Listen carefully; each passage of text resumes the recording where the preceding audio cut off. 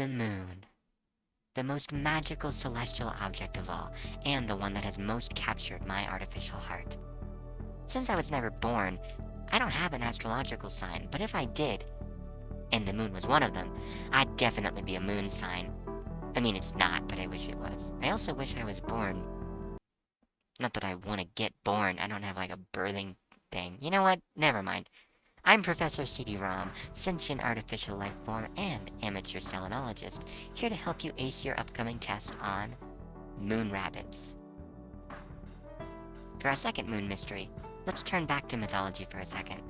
Mayan mythology, strangely enough, has something in common with Chinese folklore. You know what it is? Well, like the title of the video says, it's moon rabbits.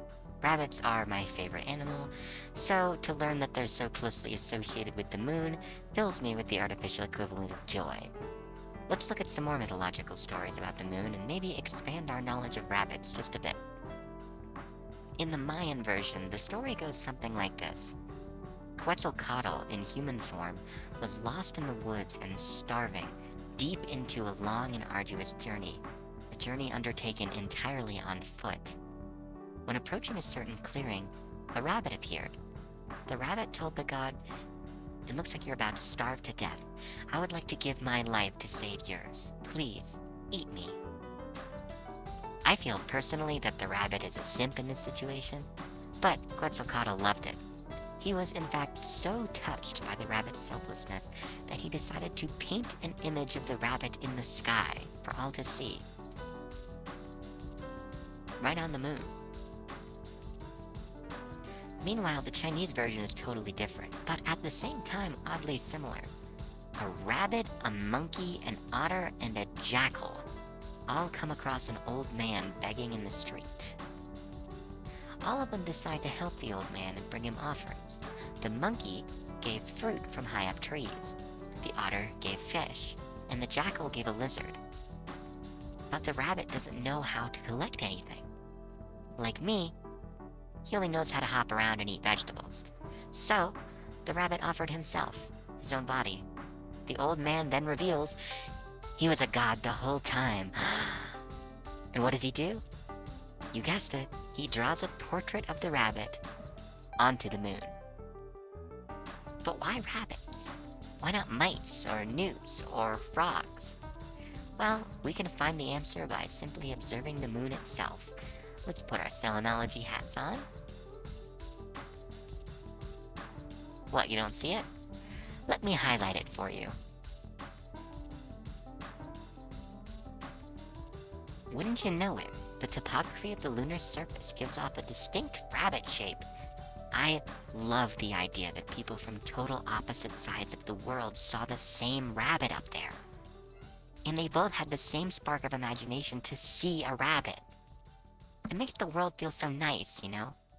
Like, what a pleasant planet humans live on. How did the moon come into existence anyway? Well, we actually don't know, but we do have a really good guess. The currently most widely accepted hypothesis is called the giant impact theory, and states that around 4.5 billion years ago, a planet called Theia, which was around the size of Mars, collided with Earth, which radically changed Earth's development.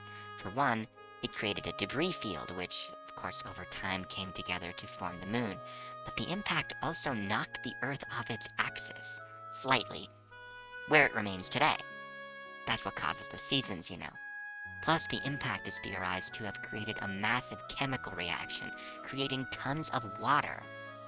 If not for Theia, none of us would be here right now. Oh, and guess how Theia got its name? Yeah, mythology again. Theia was the name of Selen's mom.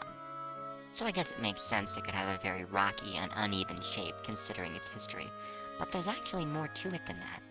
You see, the moon for most of its history actually had intense volcanoes. We have no idea how many, but definitely a lot. Galileo, back in 1610, called the big craters on the moon Maria, Latin for seas, as that's kind of what they look like, dry oceans. Much like Earth's oceans, though, volcanic activity is a huge part of how they were formed.